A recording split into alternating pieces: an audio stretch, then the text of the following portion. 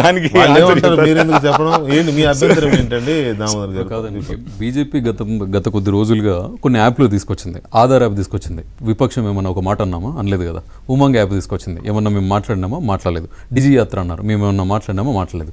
ఎందుకు ఈ పర్టికులర్గా ఈ సంచార్ సాథి, ఈ సంచలనాల సవతి యాప్ గురించి మేము ఎందుకు మాట్లాడుతున్నామంటే ఒకటే ఈ రోజు మీరు ఏమన్నారు, మీరు ఏది 4 పాయింట్ ఎజెండాలో పెట్టి మోసాలు నరికడుతుంది, లేదంటే మీరు ఎవడన్నా దొంగలెత్తుకపోయినా సరే ఆ ఫోన్లు రికవరీ చేయడానికి పనికొస్తుంది, లేదంటే సైబర్ క్రైమ్ని అరెస్ట్ చేస్తుంది అని చెప్పేసి మీరు ఏదైతే మాట్లాడుతున్నారో దానికి మీరు బలవంతంగా చొప్పించాల్సిన అవసరం ఏమున్నది? ఒక మ్యానుఫ్యాక్చర్ వచ్చేటప్పుడు మాకు విల్లింగ్ ఉంటే మేము ఇప్పుడు ఆటోమేటిక్గా మేము డౌన్లోడ్ చేసుకుంటాం కదా. ఇప్పుడు మాకు ఇన్స్టాలు, ఫేస్బుక్లో మేము ఎట్లయితే రిజిస్ట్రేషన్ చేసుకున్నామో మేము స్వతంత్రంగా ప్రతి ఒక్కరికి ప్రైవసీ అనేది తస్కరిస్తున్నారు అన్న విషయంలో మేము కొట్లాడుతున్నాం. ఇవాళ మేము పార్లమెంట్లో చర్చ కావాలని అడిగింది కూడా అది ఒక్కటే పాయింట్ మీద.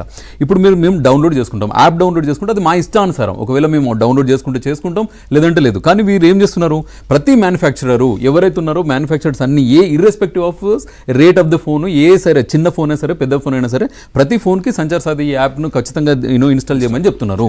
దానిలో మీ ఉద్దేశం ఏందనేది మేము దాన్ని క్వశ్చన్ చేస్తున్నాము. ఇప్పుడు రాజ్యాంగం ఆర్టికల్ 21A ప్రకారం కూడా ప్రతి ఒక్కరికి రైట్ టు ప్రైవసీ ఉంటుంది. అంటే ఖచ్చితంగా ప్రతి ఒక్కరు అంటే వాళ్ళ యొక్క స్వతంత్రంగా వాళ్ళు బతకడానికి హక్కులు ఉంటుంది. అంటే ప్రైవసీ హక్కును మీరు ఖచ్చితంగా దాన్ని విఘాతం కలిగించిన వాళ్ళు కాదా?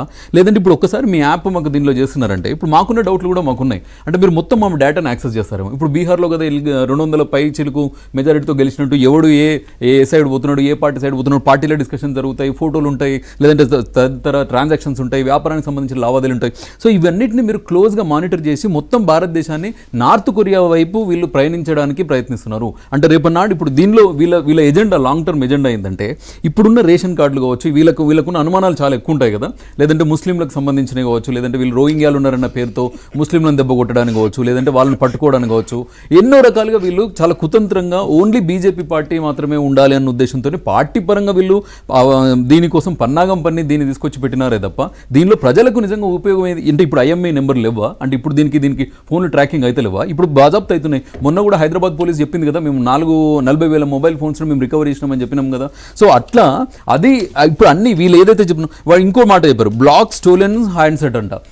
మొబైల్ అయిన తర్వాత వీడు ఎక్కడి నుంచి హ్యాండ్సెట్ బ్లాక్ చేయాలా నాకు అర్థం కావట్లేదు. ఇదేదో వింత ఫీచర్ ఉన్నట్టుంది, అది ఒకసారి మళ్ళీ కిషోర్ రెడ్డి గారు చెప్పాలా?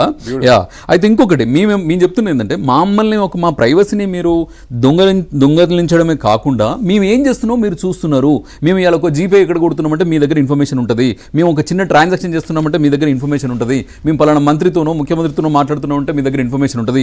నేను ఏ పార్టీకి సపోర్ట్ చేస్తున్నానో మీ దగ్గర ఇన్ఫర్మేషన్ ఉంటుంది. నాకు ఎన్ని ఎకరాలు ఉన్నదో మీ దగ్గర ఇన్ఫర్మేషన్ ఉంటుంది. నేను ఏం సంపాదిస్తున్నానో మీ దగ్గర ఇన్ఫర్మేషన్ ఉంటుంది. నేను ఎటుపోతున్నానో ఇన్ఫర్మేషన్ ఉంటుంది. మీరు ట్రాక్ చేస్తున్నారు, ట్రేస్ చేస్తున్నారు. ఒక రకంగా నార్త్ కొరియాలో కదా ఎట్లయితే రాజ్యాంగం అమలు చేస్తారో ఆ కిమ్ లెక్క ఈ మోదీ గారు తయారై సో ఇలాంటి యాప్ని తీసుకొచ్చిందని చెప్పేసి మేము విపక్షం ఉంటున్నాం. మీరు బాజాప్తుగా మీరు ప్రజల్లో చర్చించండి, పార్లమెంట్లో చర్చించండి. వీళ్ళ మోదీ గారిని అంటే ఇప్పుడు అంతే కదండి, మీరు ఒకసారి దారుణం మీరు చూడండి. అంటే ప్రైవసీని ఎలా చేస్తారు? ఈవీఎంలో చోరీ చేసిన వాళ్ళు ఈ ఒక యాప్ను రిలీజ్ చేయడం వాళ్ళకు పెద్ద లెక్క అండి. ఈవీఎంను చోరీ చేసేసి అన్ని సార్లు బీహార్లో 202 రావడం ఏంది, హర్యానాలో అన్ని రావడం ఏంది అంటే మీరు ఒకసారి మీరు టెక్ సావి ఫ్రెండ్స్ కూడా ఉన్నారు కదా, వాళ్ళు కూడా చెప్తారు. ఒక్కసారి ఒక ఫోన్లో మీరు బలవంతంగా ఒక యాప్ చేసిన తర్వాత మీరు ఎన్ని రకాలుగా దాన్ని మానిటర్ చేయొచ్చు, ఎన్ని రకాలుగా మీరు తీయొచ్చు.